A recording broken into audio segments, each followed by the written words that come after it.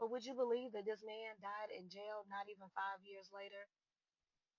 Okay, y'all. So my sinuses have been bad, but I really need to go down this rabbit hole. So let's get into it. Welcome back to another episode of Crime with Keena, and today we're going to be talking about Keyshawn McManus.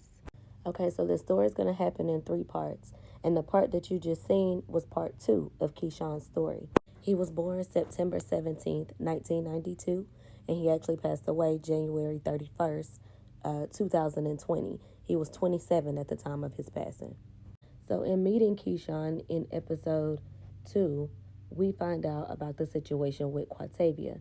But we also find out that Keyshawn is out on bail for $50,000 for an alleged previous murder that was committed in 2012. So, the details on that is in 2012, Keyshawn was charged with the shooting death of Timothy Wissinger after he was found dead in his truck with the truck still running.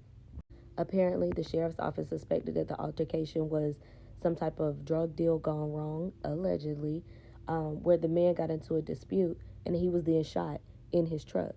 So Keyshawn was arrested then, and at that point, he was in Lancaster County Jail and got out on that $50,000 bail. So that's when we meet Keyshawn in part two, when the second situation happens with Princess Quay. If you don't already know, go back to part one and watch that video. Then you'll understand where we are. That leads us on to part three, where you see him taken into custody at the end of the last video.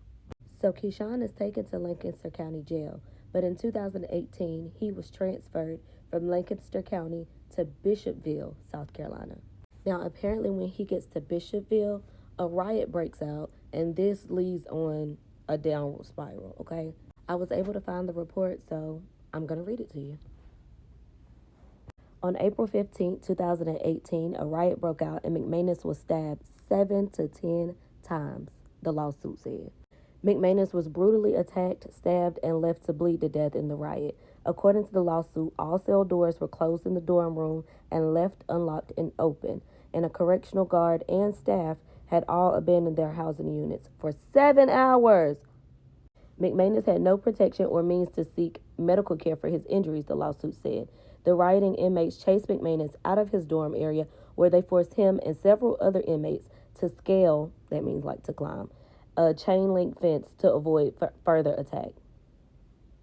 Once on the rec yard, McManus was forced to remain outside in full view of correction staff who could be seen on looking from the outside of security of one of the buildings, the lawsuit said. 7 inmates died during the riot that